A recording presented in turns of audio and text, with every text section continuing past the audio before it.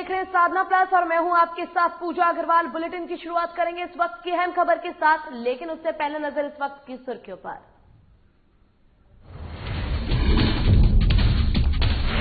CM Nitish Kumar ने स्वास्थ्य विभाग के साथ की समीक्षा बैठक। स्वास्थ्य विभाग की योजनाओं को लेकर हुई चर्चा। कोरोना वैक्सीन को लेकर हुई बातचीत।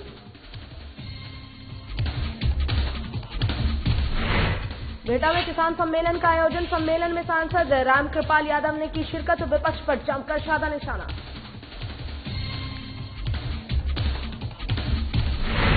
किसान के समर्थन में जाप पार्टी ने किया धरना। कार्यकर्ताओं ने कृषि कानून को वापस लेने की मांग। धरने के दौरान जाप समर्थक रहे कीर्तन भजन। पुणे में जिला प्रशासन ने चलाया विशेष अभियान। मास्क को लेकर चलाया गया अभियान। बिना मास्क वाले 50 लोगों से वसूला जुर्माना।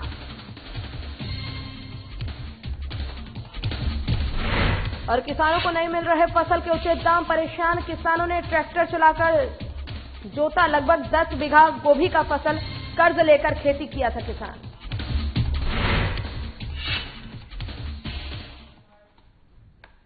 चलिए शुरुआत करेंगे खबरों से। बता दें कि मुख्यमंत्री नीतीश कुमार आज जेडीयू पार्टी कार्यालय पहुंचे और जेडीयू नेताओं और कार्यकर्ताओं से मुलाकात की। जेडीयू पार्टी कार्यालय से लौटने के दौरान पत्रकारों से बातचीत करते हुए मुख्यमंत्री ने कहा कि हम लोगों के साथ पश्चिम बंगाल से जुड़े कई लोग आए हुए थे, लेकिन चुनाव पर आज कोई चर्चा नहीं हुई। उन्होंने कहा कि राष्ट्रीय कार्यकारिणी और राष्ट्र परिषद की बैठक होने वाली है।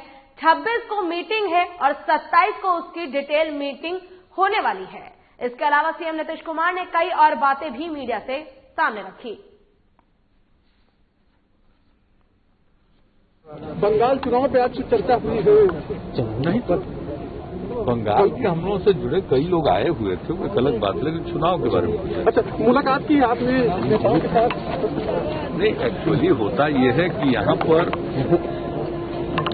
जो ये कोरोना का दौर चला है, तो पहले बहुत लोगों का दिल्ली से रहता था संपर्क। अब पता चलता है तो यहीं पर आ जाते हैं कई जगह के लोग भी। और हम लोगों का तो खैर राष्ट्रीय जो एग्जीक्यूटिव की मीटिंग है, सबकी मीटिंग होने वाली है। राष्ट्रीय परिषद की भी बैठक होने वाली है। 26 को तो एग्जीक्यूटिव की मीटिंग है और 27 को फिर डिटेल बैठक होने वाली है। क्योंकि हम लोगों के पार्टी के संविधान का प्रावधान है, उसी के अंतर्गत वो बैठक। और अभी कोई ऐसी खास आज चर्चा नहीं। आज तो चूंकि हमसे मिलने की इच्छा रखने वाले पार्टी के साथी रहते हैं, तो वहां पर तो इस तरह से मिल पाना संभव नहीं है कोरोना के दौर में। इसलिए हम यहां तय कर देते हैं और यहां पर चूंकि दूर दूर तक लोग बैठ सकते हैं, उसका एक सिस्टम है। इसलिए हम यहीं आकर के सब लोगों से मिलते हैं और पार्टी के अन्य साथियों के साथ भी बातचीत होती है। अगर किन्हीं के मन में कोई बात रहती है तो भी जानते हैं। मुख्यमंत्री नीतीश कुमार आज जेडीयू पार्टी कार्यालय पहुंचे और जेडीयू नेताओं और कार्यकर्ताओं से मुलाकात की। जेडीयू पार्टी कार्यालय से लौटने के दौरान पत्रकारों से बातचीत भी की और मुख्यमंत्री ने कहा कि हम लोगों के साथ पश्चिम बंगाल से जुड़े कई लोग आए हुए थे, लेकिन चुनाव पर आज कोई चर्चा नहीं हुई। उन्होंने कहा कि राष्ट्रीय कार्यकारिणी और राष्ट्रीय परिषद की बैठक होने वाली है। 26 को मीटिंग है और 27 को उसकी डिटेल मीटिंग होने वाली है। इसके अलावा सीएम नीतीश कुमार ने और कई सारे बातें मीडिया से बातचीत के दौरान सामने रखी है।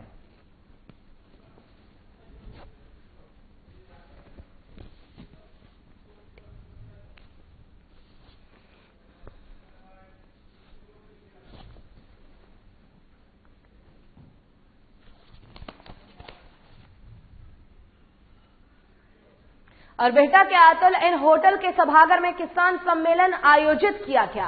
इस दौरान कृषि कानून के बारे में मार्गदर्शन देते हुए पूर्व मंत्री सह पाटलिपुत्रा सांसद रामकृपाल यादव ने कहा कि किसानों को गलत बातें बताकर भ्रमित किया जा रहा है। विपक्ष अच्छी तरह से जानता है कि जनाधार उसके हाथों से खिसक चुका है और जनता उसे तिरस्कार भी भगवान से देखती है, भावना से देखती है। इसलिए कृषि कानून के बारे में किसान और जनता को गुमराह कर इसका फायदा उठाने की कोशिश की जा रही है। वहीं विधायक नितिन नवीन ने भी कहा कि प्रधानमंत्री नरेंद्र मोदी ने अंग्रेजों के समय के कानून को समाप्त कर दिया है, जो किसानों को बंधन में रखते थे, लेकिन कांग्रेस और विपक्षी दल झूठ फैलाकर लोगों को भड़का रहे हैं।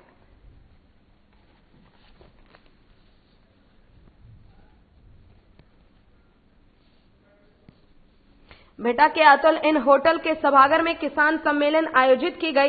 इस दौरान कृषि कानून के बारे में मार्गदर्शन देते हुए पूर्व मंत्री सह पाटलिपुत्र सांसद रामकृपाल यादव ने कहा कि किसानों को गलत बातें बताकर भ्रमित किया जा रहा है। के लिए उस पंजाब के चुनाव में इन्होंने भी लिखा है कि बाहरी क्षेत्रों को खोला जाए किसानों के लिए। पंजाब की सरकार जो कांग्रेस की सरकार है उसने भी अपने घोषणा पत्र में इसको लाया है कि निजी सेक्टर के लिए किसान किसी क्षेत्र को खोला जाए। आज वही काम करने हम आगे बढ़े तो आपको क्यों बेचैनी हो रही है? क्योंकि आप डिसीजन ले नहीं सकते थे, हम डिसीजन लेकर दिखाए, इसलिए आपको बेचैनी है। तो मैं इसलिए कहता हूं कि किसान के इस बिल को लेकर जो कुछ प्रमुख मुद्दे हैं उन मुद्दों को लेकर निश्चित रूप से हर चौक चौराहे पर चौपाल में चर्चा होनी चाहिए। अपने दिल्ली का 1 महीना कि 2 महीना रहेगा अभी पता नहीं। अभी कहा है कि हम 1 महीना सरकार को जो वादा किया उसका टाइम देंगे। इसका मतलब कि 1 महीना तक वो पटना आने वाला ना हो। पक्का मान के चलता ये हाल है। ऐसे लोग आज भी भ्रमित कर रहे हैं। सरकार पूरी तत्परता के साथ धरातल उनका फिसल किया पूरी तत्परता के साथ, सुगमता के साथ, ईमानदारी के साथ हर मुद्दे पर किसानों की आशंका को दूर करने के लिए आज भी तैयार बैठी हुई। यहां रुकेंगे एक छोटे से ब्रेक के लिए। ब्रेक के बाद जल्द होंगे हाजिर।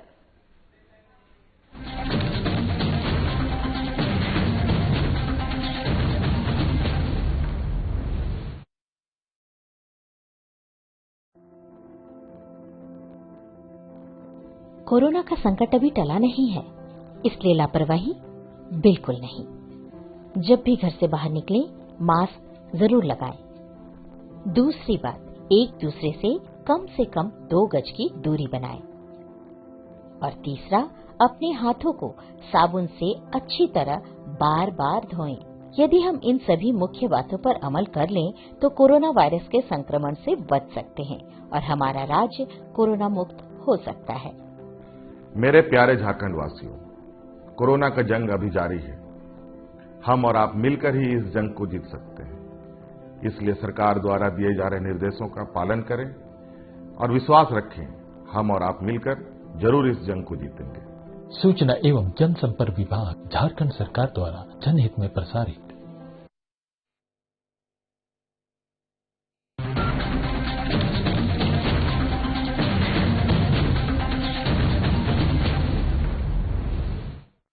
और ब्रेक के बाद एक बार फिर से स्वागत है आपका। रुख करेंगे खबरों की ओर। बता दें कि पटना में सीएम नीतीश कुमार ने स्वास्थ्य विभाग के साथ समीक्षा बैठक की है।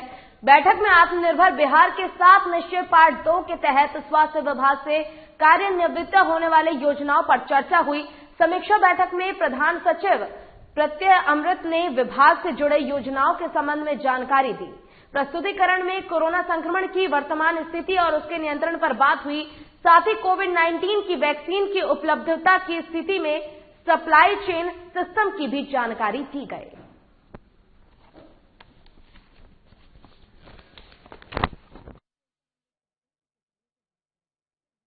अगली खबर पटना से है, जहां कूड़े के ढेर में रखा बम अचानक से फट गया। हादसे में 2 बच्चे बुरी तरह से झुलस गए।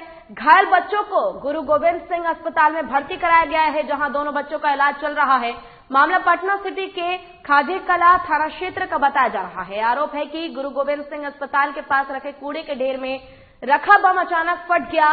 चपेट में आने से दोनों बच्चे घायल हो गए।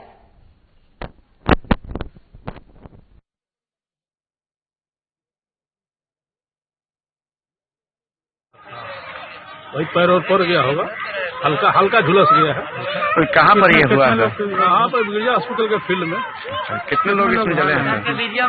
1 आदमी, 1 बच्चा घायल है, 1 बच्चा जा रहा था ललन के पीछ में मैच खेले जहाँ सब आ डेली खेले जा रहे लड़कन के जात रहे कोरते बमे पर हाथ पकड़े उड़ गए। एक और लड़का झोकराइल है, तो सबसे घायल ज्यादा भले। बता दें कि पटना में कूड़े के ढेर में रखा बम अचानक से फट गया। ये काफी लापरवाही की खबर है, जहां आप देख सकते हैं कि आखिर कैसे कूड़े के ढेर में एक बम रखा हुआ था जो कि फट गया और हादसे में 2 बच्चे बुरी तरह से झुलस गए। तस्वीरें भी आपको बच्चे की दिखा रहे हैं कि आखिर कैसे दो छोटे छोटे मासूम बच्चे इस बम के फटने के कारण बुरी तरह से घायल हो गए। वहीं घायल बच्चों को इलाज के लिए गुरु गोविंद सिंह अस्पताल में भर्ती कराया गया, जहां दोनों बच्चों का इलाज चल रहा है। मामला पटना सिटी के खाजेकला थाना क्षेत्र का बताया जा रहा है। आरोप है कि गुरु गोविंद सिंह अस्पताल के पास रखे कूड़े के ढेर में बम अचानक से फट गया। चपेट में आने से दोनों बच्चे घायल हो गए। अब ऐसे में सवाल ये उठता है कि आखिर कूड़े के ढेर में ये बम कहां से आया। ये बड़ी लापरवाही है और जिसकी तरफ से भी की गई है इस पे कड़ी कार्रवाई की जानी चाहिए, ताकि आगे इस प्रकार की कोई भी घटना दोबारा न घटे।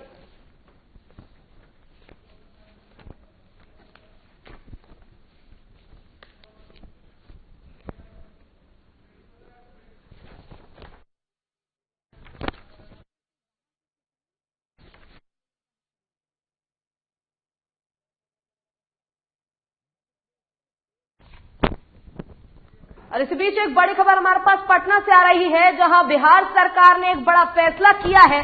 4 जनवरी से खुलेंगे राज्य के स्कूल, कॉलेज और कोचिंग संस्थान। क्राइसिस मैनेजमेंट ग्रुप की बैठक के बाद मुख्य सचिव ने यह बड़ा फैसला लिया है। 2 चरणों में स्कूल खोले जाएंगे। पहले चरण में 8वीं से 12वीं तक के स्कूल खोले जाएंगे और 15 दिनों के बाद स्कूल के बाकी कक्षाएं भी जल्द ही खोली जाएगी। ये बिहार सरकार का बड़ा फैसला है। क्राइसिस मैनेजमेंट ग्रुप की बैठक के बाद ये मुख्य सचिव ने फैसला लिया है कि 4 जनवरी से राज्य के सभी स्कूल, कॉलेज और कोचिंग संस्थान को खोला जाएगा। और इसी पर अधिक जानकारी के साथ हमारे संवाददाता अभिषेक कुमार सिंह हमारे साथ फोन लाइन पर जुड़ गए हैं। अभिषेक, 4 जनवरी से स्कूल, कॉलेजों और कोचिंग संस्थानों को खोलने का बड़ा फैसला लिया गया है। कोरोना काल में काफी लंबे समय बाद एक बार फिर से स्कूल, संस्थान खुल पाएंगे। इसको लेकर पूरी जानकारी क्या है कि प्रशासन की तरफ से क्या तैयारी की गई है? जी बिल्कुल पूजा, काफी लंबे अरसे से बंद पड़े स्कूल, कॉलेज और दूसरे शिक्षण संस्थानों को खोलने की मांग की जा रही थी बिहार के जितने भी अभिभावक हैं उनके ओर से। उसी को लेकर गुरुवार को क्राइसिस मैनेजमेंट की बैठक थी, लेकिन बैठक का फैसला जो है आज आया है। इस फैसला में यह कहा गया है कि 4 जनवरी से बिहार के जितने भी स्कूल हैं उनको खोल दिया जाएगा और 8वीं से 12वीं तक के स्कूल को खोला जाएगा पहले फेज में। और इसके बाद 2 हफ्ते के बाद फिर से एक समीक्षा की जाएगी। अगर सब चीज समान रहा तो जूनियर विंग्स के भी जो स्कूल हैं उनको भी खोला जाएगा। साथ ही कोरोना गाइडलाइन को देखते हुए विशेष निर्देश दिए गए हैं स्कूल को, वो चाहे सरकारी स्कूल हो या प्राइवेट स्कूल हो, दोनों को गाइडलाइन दी गई है। सरकारी स्कूल में भी और प्राइवेट स्कूल में भी जो बच्चे हैं उनको 2 मास्क मुफ्त में देने को कहा गया है सरकार की ओर से और शिक्षा विभाग की ओर से। साथ ही सैनिटाइजेशन को लेके भी व्यवस्था करने की बात कही गई है सरकार की ओर से। जो भी स्कूल और कॉलेज और कोचिंग संस्थाएं हैं प्रॉपर सैनिटाइज अपने स्कूल को करवाएं और जो बच्चे वहां आते हैं उनको मास्क दिया जाए। तो एक बहुत बड़ा फैसला कहा जाएगा। आपको कुछ दिन पहले जो पूर्व मुख्यमंत्री जीतन राम मांझी है उन्होंने भी ट्वीट कर बिहार सरकार से गुजारिश की थी कि स्कूलों को खोला जाए, क्योंकि आप देखेंगे कि मार्च महीने से ही बिहार में लॉकडाउन है और जितने भी स्कूल कॉलेज हैं बंद पड़े हैं। ऐसे में जो बच्चों की जो शिक्षा है काफी प्रभावित हुई है। उसको लेके जो बिहार के गार्जियन है लगातार मांग कर रहे थे कि स्कूलों को खोला जाए, उसको देखते हुए बहुत बड़ा कदम है। जी ऐसे में एक सवाल ये भी उठता है अभिषेक कि कई राज्य है जहां पर अभिभावकों के सहमति पत्र भी मांगे गए हैं और साथ ही बच्चों से ये भी कहा गया है कि वो अपने साथ कोरोना की जांच की रिपोर्ट लेकर आएगा। तो क्या ऐसा यहाँ पर भी लागू किया गया है कुछ नियम की छात्रों को इस प्रकार के किसी नियम का पालन करना होगा? देखिए, मुख्य सचिव दीपक कुमार ने जो मीडिया के सामने जो बातें कही हैं उसमें ऐसा कुछ नहीं है। उन्होंने कहा है कि जो स्कूल कॉलेज हैं उनको एक विशेष दिशा निर्देश दिया गया है कोरोना को देखते हुए, यानी कि जो भी सरकारी और प्राइवेट स्कूल हैं अपने बच्चों को मास्क देंगे और स्कूल और कॉलेज को प्रॉपर सैनिटाइज करवाने की बात कही गई है।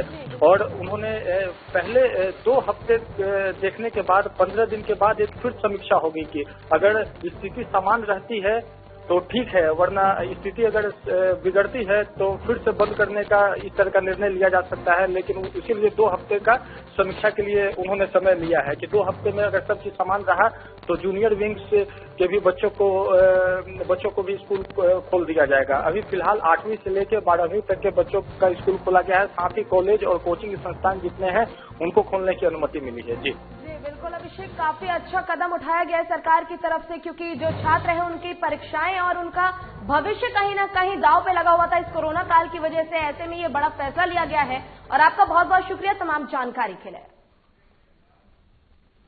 और यहां रुकेंगे एक छोटे से ब्रेक के लिए, ब्रेक के बाद जल्द होंगे हाजिर।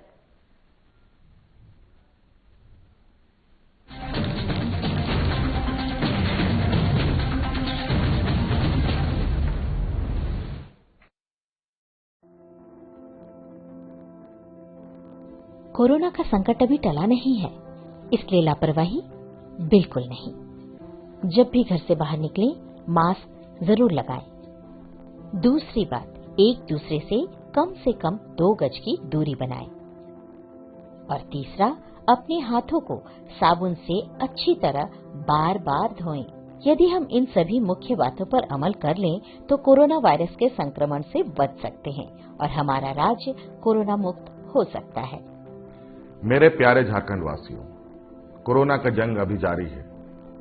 हम और आप मिलकर ही इस जंग को जीत सकते हैं। इसलिए सरकार द्वारा दिए जा रहे निर्देशों का पालन करें और विश्वास रखें, हम और आप मिलकर जरूर इस जंग को जीतेंगे। सूचना एवं जनसंपर्क विभाग, झारखंड सरकार द्वारा जनहित में प्रसारित।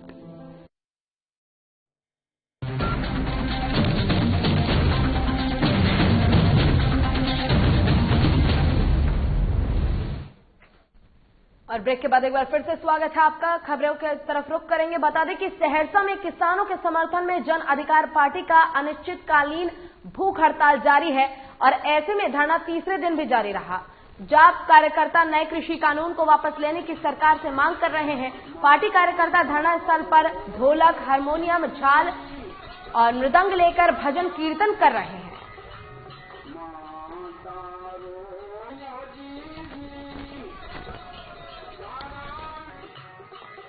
जन कीर्तन के माध्यम से जो हम मांग कर रहे हैं, किसान की जितने भी मांग है, समस्या है, वही पूरा करने के लिए हम लोग यहाँ धरना दिए हैं और सरकार से अनुरोध करते हैं जो उसका मांग को पूरा चीज करे।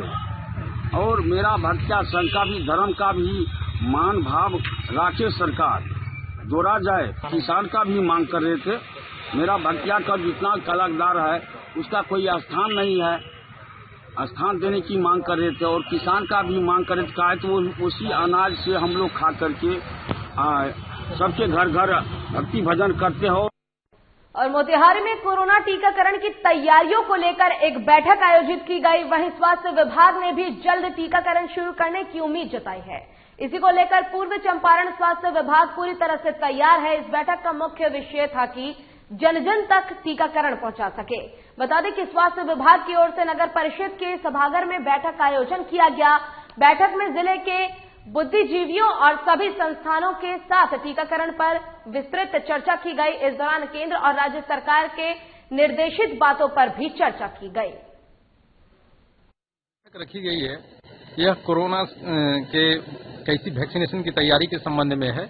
उसके संबंध की तैयारी हम लोगों ने जो गवर्नमेंट ऑफ इंडिया और बिहार सरकार का जो गाइडलाइन है उसके अनुसार हम लोगों ने तैयारी कर रहे हैं, ताकि जो कोविड वैक्सीन का जो प्रारूप आए और वैक्सीनेशन का जो शुरुआत हो तो हमारी वैक्सीनेशन की शुरुआत अच्छी तरह से हो। और उसके लिए हम लोगों ने पूर्णतः तैयारी कर रखी है। इसकी संबंधित में आज नगर परिषद के सौजन्य से हमने नगर अधीक्षक महोदय के द्वारा और हेल्थ विभाग के साथ कोऑर्डिनेशन में बैठक हुई। काफी सौभाग्य की बात है कि आज गणमान्य लोगों के साथ बैठकर इस बात पर चर्चा की गई कि किस तरह से वैक्सीनेशन होगा और इसमें सेंट फ्रांसिस अकेडमी पूरी तरीके से सहयोग करेगी। जिस तरह से भी यहाँ की सरकार को, यहाँ के लोकल जो भी एडमिनिस्ट्रेशन है उनको हमारी जरूरत पड़ेगी। हम लोग हमेशा उनके साथ कंधे से कंधा मिला। और पूर्णिया में मास्क को लेकर जिला प्रशासन ने विशेष अभियान चलाया। जहां एक तरफ कोरोना की दूसरी लहर चल रही है तो वहीं दूसरी तरफ आम लोगों की लापरवाही भी जारी है। जबकि वैक्सीन आने तक मास्क की दवाई माना जा रहा है। पूना में शुक्रवार को मास्क के प्रति लोगों को जागरूक करने के लिए जिला प्रशासन द्वारा विशेष अभियान शहर के आस्था मंदिर के पास चलाया गया। इस दौरान 50 लोगों से मास्क नहीं पहने रहने की वजह से जुर्माना भी वसूला गया।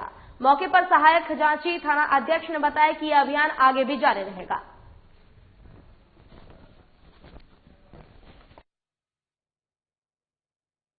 और दिल्ली से दरभंगा आ रही बस मोतिहारी में पलट गई। हादसे में 2 दर्जन यात्री जख्मी हो गए।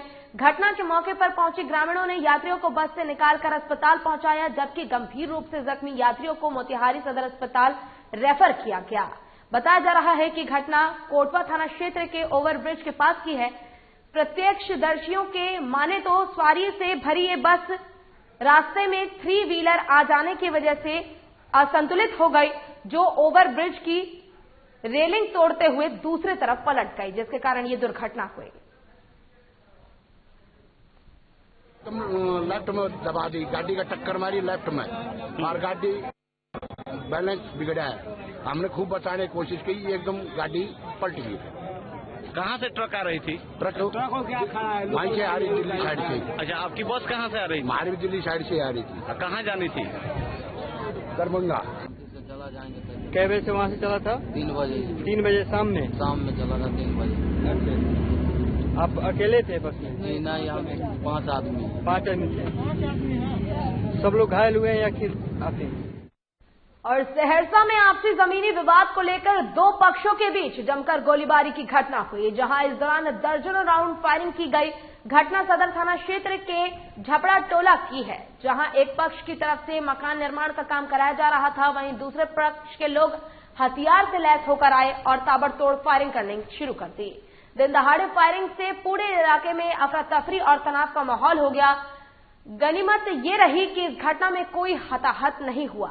घटना की जानकारी मिलने के बाद सदर एसडीपीओ संतोष कुमार, थाना प्रभारी राकेश कुमार सहित भारी संख्या में पुलिस बल मौके पर पहुंचे और स्थिति का नियंत्रण में रखने की कोशिश की गई। पुलिस मामले की जांच कर रही है और दोषियों पर कार्रवाई जल्द की जाएगी। हिस्सा दिया था, अब वो देने के लिए तैयार नहीं है जी, कहता है नहीं देंगे। इसके बाद क्या हुआ? उसके बाद यहाँ पे आए हम, गोली उली चलाया, हमको भगा दिया यहाँ से धमका करके। कितना हिस्सा था आपके इसमें देना था? 3 बीघा हिस्सा देना है हम लोग को। अभी यहाँ वर्तमान कितनी जमीन है? कितनी जमीन को? 8.5 कट्ठा जमीन है। अब कहाँ से आए हैं? मतलब मुजफ्फरपुर से आए हैं। कितने भाई बहन हैं? 7 भाई 2 बहन। यहाँ पे आप आए थे काम करवा, आप काम करवा रहे थे या वो लोग करवा रहे थे? काम करवाने हम आए थे, ये लोग हमको भगा दिया, गोली बंदूक चलाया, यहाँ पे गोली भी चलाया है? गोली चलाया ये लोग, उसका यहाँ का लोग तो हमको यहाँ से निकाला बचा करके, कम निकल के थाना गए। तो भाई बहन हैं, दोनों के जमीनी विवाद है आपसी में, इसी में दोनों का झगड़ा हुआ है, जिसके कारण सर गोली चलने की बात सामने आ रही है। सर खोखा बरामद हुआ, गोली चलने के बाद प्रकाश। और बिहार में क्षतिग्रस्त हो रहे पुल और पुलिया को देखते हुए सरकार ने ट्रकों पर रोक लगा दी है। बता दें कि 14 चक्के और उससे ज्यादा चक्के वाले ट्रकों पर बालू और गिट्टी की ढुलाई पर रोक लगा दी गई है। रोक लगाने का आदेश पारित होने के बाद कैमूर में ट्रक मालिक ने हड़कंप मच गया। वहीं कैमूर में ट्रकों के मालिक बैठक कर सरकार के इस आदेश को तुगलकी फरमान करार दे रहे हैं। साथ ही ट्रक एसोसिएशन के जिला अध्यक्ष जयप्रकाश सिंह यादव ने बताया कि सरकार के लगातार बदल रहे नीति को लेकर हम ट्रक मालिक हर रोज घुट-घुट कर मर रहे हैं। मामले में जिला परिवहन पदाधिकारी रामबाबू ने बताया कि सरकार के नई नीतियों के अनुसार अब हम लोग सड़कों पर गाड़ियों की जांच अभियान चलाकर जो भी 14 चक्के या उससे अधिक चक्के वाले ट्रक बालू और गिट्टी ढोते हुए पकड़े जाएंगे, उनके ऊपर कानूनी कार्रवाई की जाएगी।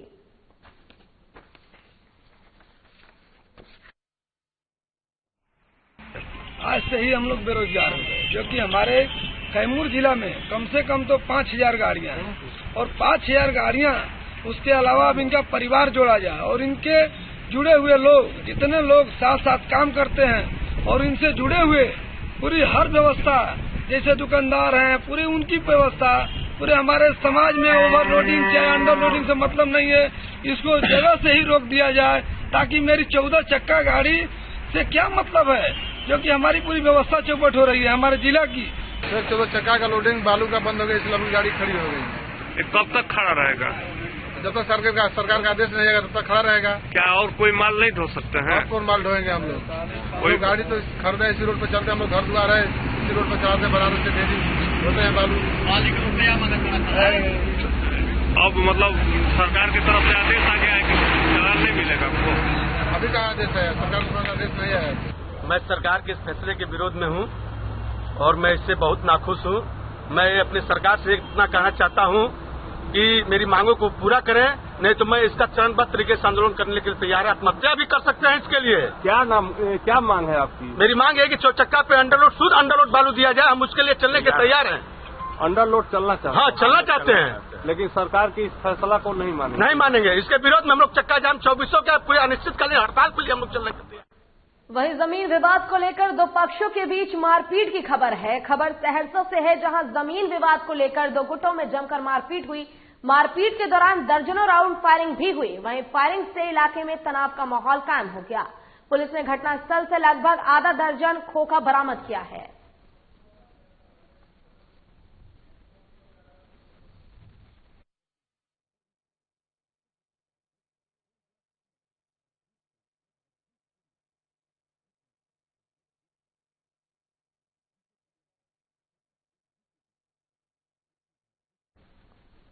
रोहतास जिले के नारायणगंज प्रखंड के पवनी पंचायत में मुखिया चंदन कुमार सिंह के दिव्यांगों के बीच निःशुल्क ट्राइसाइकिल और वितरण किया गया। सामाजिक अधिकारी मंत्रालय की तरफ से ये वितरण किया गया है। वहीं इस दौरान पूरे पंचायत में लगभग 20 से 25 दिव्यांगों के बीच ट्राइसाइकिल, व्हील चेयर और स्टिक का भी वितरण किया गया। मुखिया ने बताया कि दिव्यांगों के लिए ट्राइसाइकिल का वितरण सामाजिक न्याय और अधिकारिता मंत्रालय की एडीपी योजना के अंतर्गत सभी दिव्यांगों को निःशुल्क ट्राइसाइकिल दिया जा रहा है, जिसके लिए हमने कई दिव्यांगों का फॉर्म भरवाकर उन्हें निःशुल्क ट्राइसाइकिल दिलवाने का काम किया। इससे दिव्यांगों के चेहरे पर खुशी भी देखने को मिली। और इसी के साथ फिलहाल के लिए इस बुलेटिन में बस इतना ही। खबरों का सिलसिला लगातार आगे भी जारी है। अब देखते रहिए साधना प्लस। नमस्कार।